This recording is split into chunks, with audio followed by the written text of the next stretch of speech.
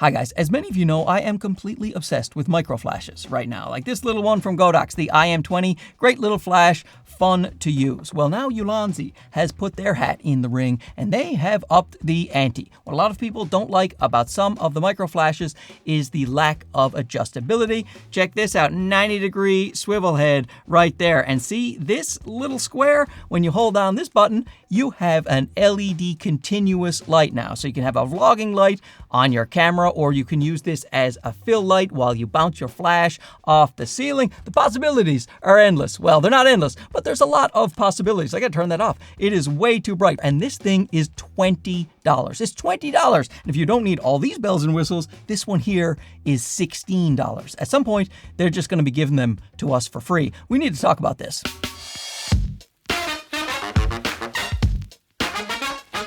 The micro flash wars are upon us, and I am completely here for it. Absolutely love micro flashes. Now, Ulanzi did send these over for the purpose of this evaluation. As many of the other companies send their micro flashes, I also buy any of them that I can see because they're so cheap. And it's kind of like, you know, McDonald's toys when they used to come out with the new Garfield toys. I would have to get every single one of them. Gotta collect them all. Or what did the new kids say? The Pokemons? For me, it was Garfield at McDonald's. I love mini flashes. I have them everywhere. And while Ulanzi isn't specifically sponsoring this video, I have done many sponsored videos with them in the past. I have an ongoing financial relationship with them, so let that bias factor in where it may. Now, these micro flashes aren't meant to compete with something like the Spark Z3 from Viltrox or the IT30 from Godox. These I consider mini flashes, and these are far more powerful and more feature rich than these guys. These guys are all manual flashes, which is great in that they work with all of the different camera brands. You don't have to worry as long as you have a single pin connector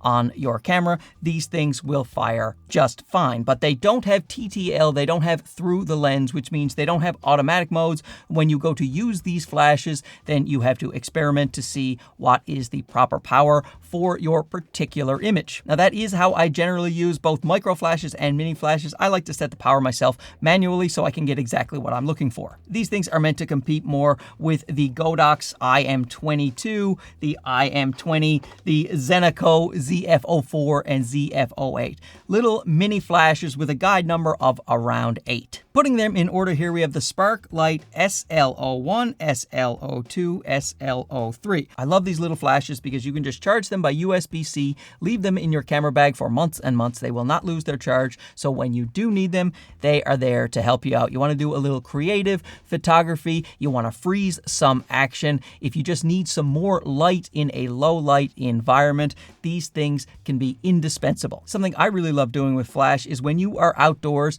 you can face your subject away from the bright sun so their baby blue eyes stay wide open. You can expose for the sky, use the flashes to fill in the shadows that are on their face, and you get a perfect exposure for the sky and for the person. And the fact that they are such a low-cost investment, the only question left is which one of the many flashes is right for you. And when I talk about the price being $20, $18, $16, I am including the fact that Ulanzi is honoring a coupon code they gave me a while ago, Camera Crisis. It's 20% off. Thanks again, Ulanzi, for still honoring that on everything on your website. But check this out. This is the Sparklight SL01. This is similar to something like the Godox IM20 or the Zeneco ZF08, where it just has a flash in front and different power levels. You charge it by USB-C, hold down the power button right there, and then it is on. If I press this button here, the green one, it's going to flash. It's backwards in the monitor. So I can switch the power from 1 to 4 right there. And as I say, the max power 1/1 is a guide number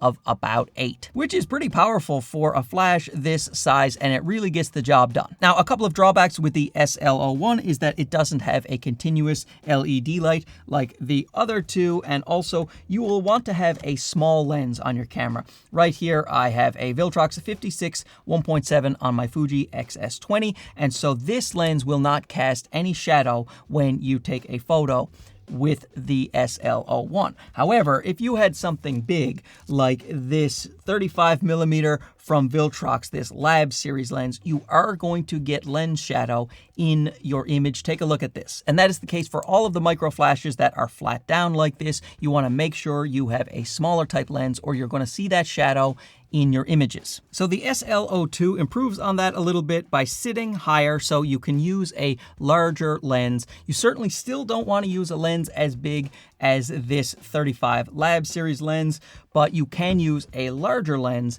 than something this small because it does sit higher on the camera. And you do have that continuous LED. It has the same 4 power levels and again, a guide number of 8. And lastly, we have the SL03 with that all important 90-degree tilting head. Very great feature for a micro flash and of course the continuous LED. Now, Ulanzi, if you're listening, and you probably aren't, then I would love to see this be able to swivel as well. I know it's a lot to ask. You're the only ones doing the tilting as is, but I'd love to see that swivel so I'd have even more options for bounce flash. What's also really great about the SL03 is that it sits high up on your camera. So even when it's directly forward, you're not going to see that lens shadow in your photos, even with a huge lens like this 35 Lab. So that is a major benefit for people that want to use bigger and heavier lenses. Now remember, these are manual flashes. They obviously can't do high sync speed, so you have to make sure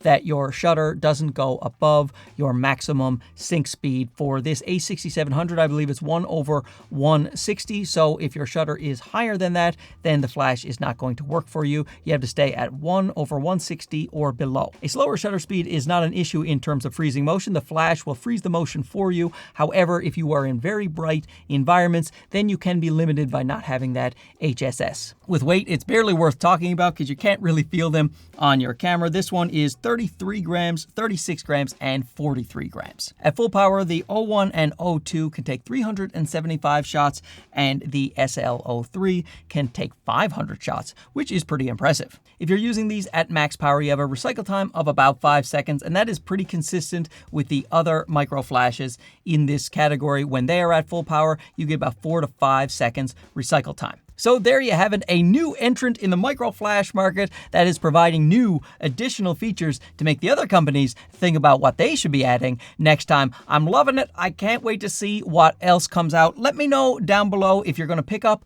one of these things, and I don't see why not, when they are $16 or $20. But you let me know if you like micro flashes, if you've picked any up in the past, and what are the brands that you use. We can have a nice little discussion about it. Thanks for watching this. We'll talk to you again soon. Okay, bye-bye.